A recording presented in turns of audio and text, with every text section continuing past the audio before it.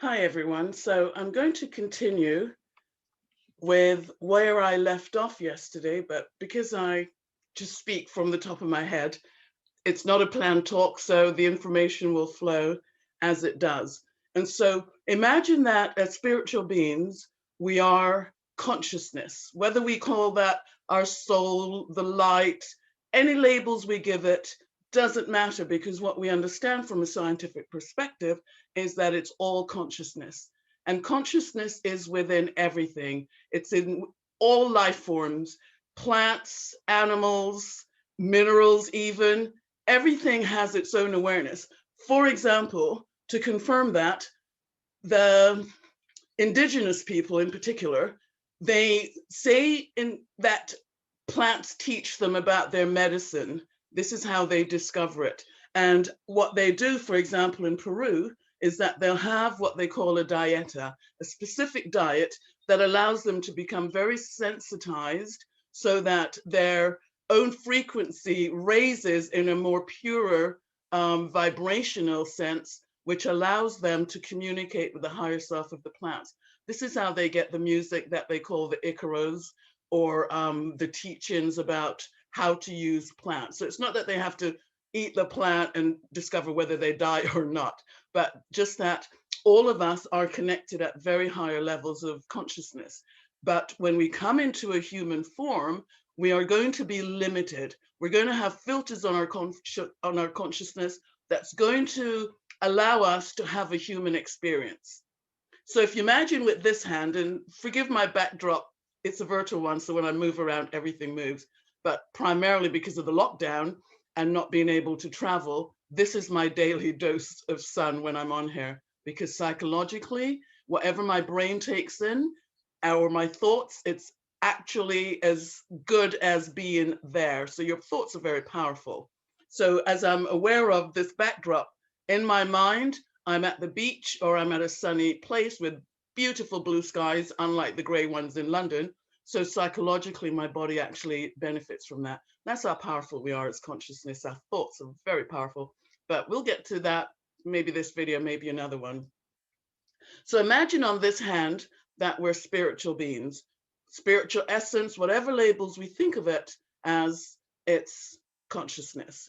And on this hand is the physical form. So when consciousness comes into form, it's going to have filters on it, and it's going to have a matrix of energy fields that's pertaining to human beings.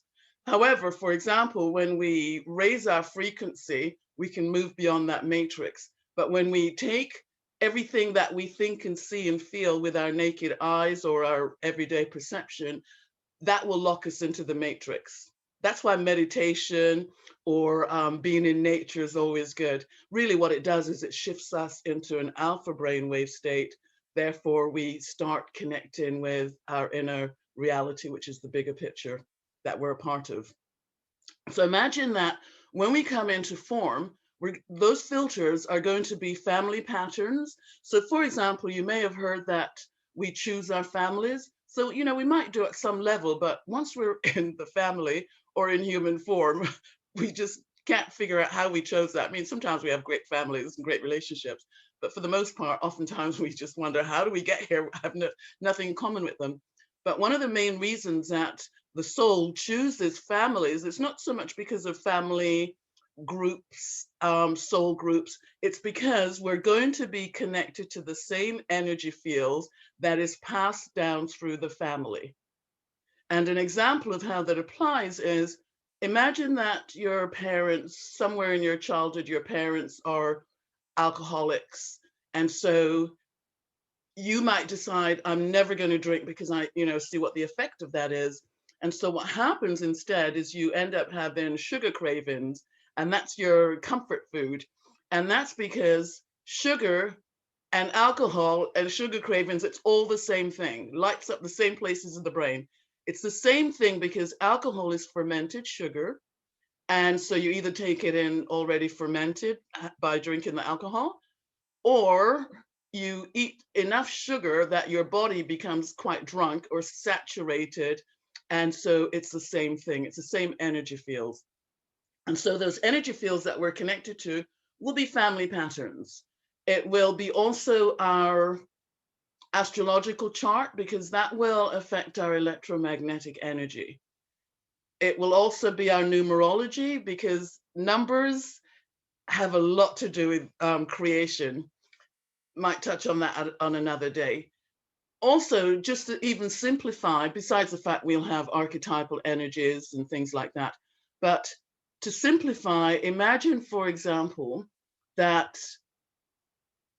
everything you think and feel about yourself is either what you call your personality, which is coping strategies you pick up along the way, or it could be that it's the family pattern. This is how we think in our family. This is how we believe. This is our conditioning. And so you may hear people say, oh, I'm just like my dad, or I'm just like my mom. Well, it's not that they are just like them. It's that they have taken on the same type of conditioning, and it's going to manifest in its own way. And so what I think of as humans in creation is, I think we're put together by templates and information packages of consciousness. And those templates might be things like, because imagine, for example, that the soul creating that, which is non-physical, therefore it's formless, it doesn't have a form, it's in everything. And so imagine that to then be confined to that physical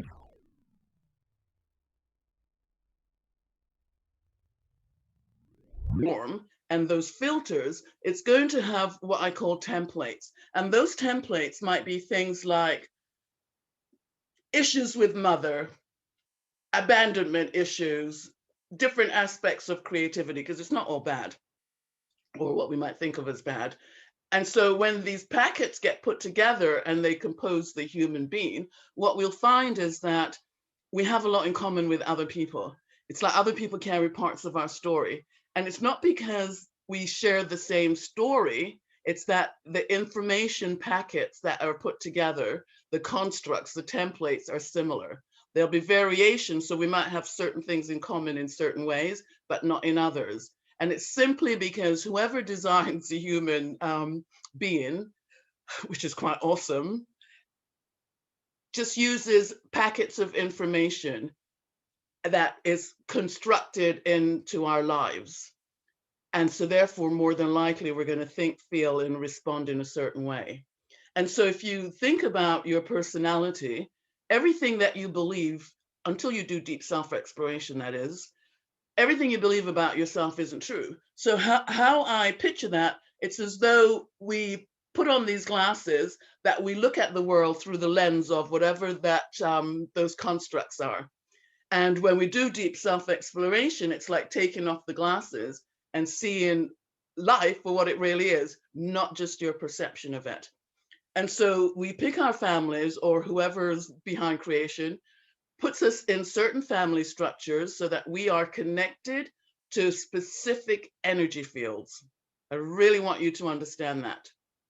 And because we're connected to those specific energy fields, we're going to have similar responses in life. And everything that we're connected with is not because it's a bad thing, it's that it creates a foundation for why we are incarnated. And so people might think, oh, you know, I've got all this bad stuff going on because I've got bad karma. Nothing is further from the truth.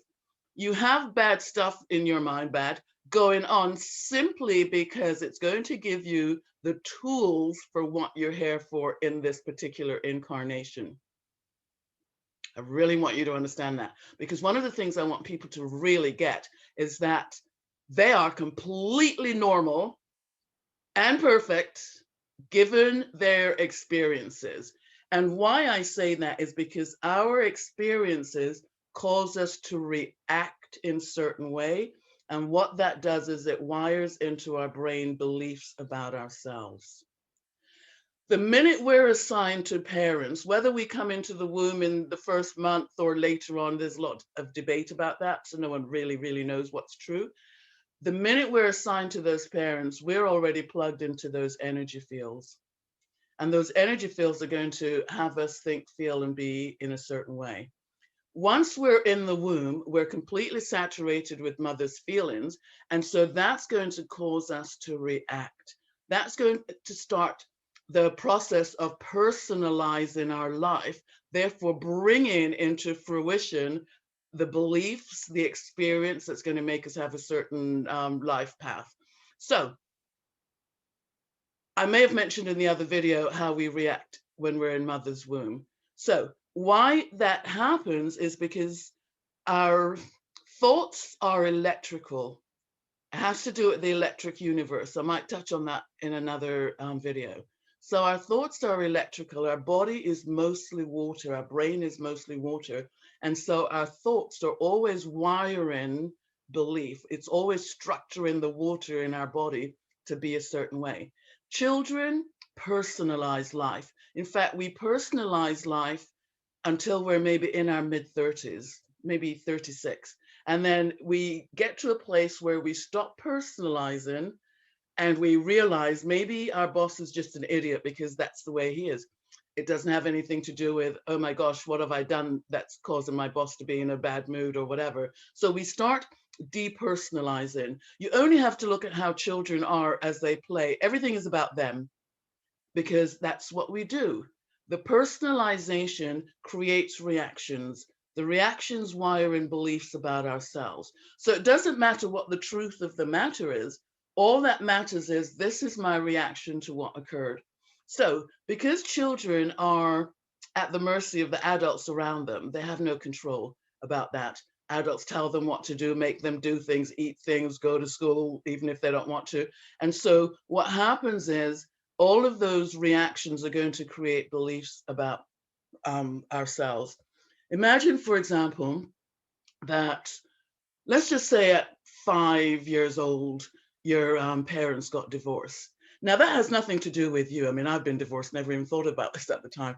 But the impact on the child is that suddenly their whole world has changed and they're going to personalize that. So imagine that dad's going off and he tells you, well, you know, mommy, daddy don't love each other anymore. We're going to live separately, but I'm going to still see you. That's meaningless to a child. All they know is their stability. What they're used to is change. And then imagine that because daddy goes and the child says, oh, daddy, please don't leave. And well, daddy leaves because that's what adults do. That child might personalize, daddy doesn't love me. I'm not lovable. I'm not good enough. And those are the beliefs that we wire into our brain. So everything, to repeat myself, that we think of as our personality is a reaction to what's gone on in our life. Once you do deep self-exploration, which allows you to step back from the human matrix, you get to see it for what it really is. So I'm going to leave that with you today, and I'll touch on that and other things next time we meet up.